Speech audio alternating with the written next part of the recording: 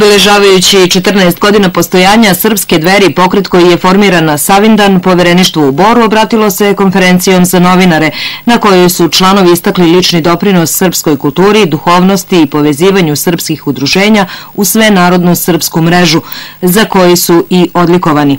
Jedini pravi put za Srbiju je put kojim je išao naš otac Sava, poručuju Srpske Dveri.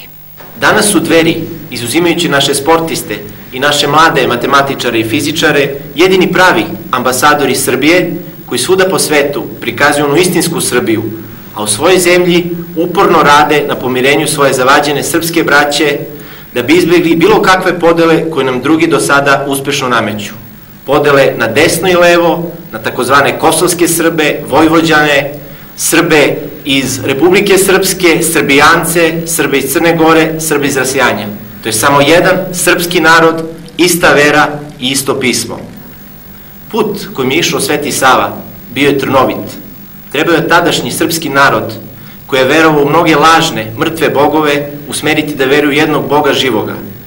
Danas Dveri imaju isti zadatak, da današnji srpski narod koji veruje u lažne marionetske partije usmeri da veruju u jednu istinsku partiju koju trebamo da čuvamo i poštujemo, Majku Srbiju.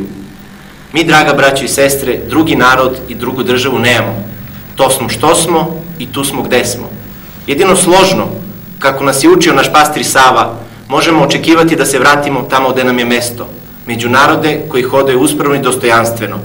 Daj Bože da se Srbi slože, obože i umnože. Svim vernicima, obrazovnim i kulturnim ustanovama Srpske Dveri čestitaju slavu svetitelja koji je život posvetio duhovnom rođenju srpskog naroda, Svetog Save.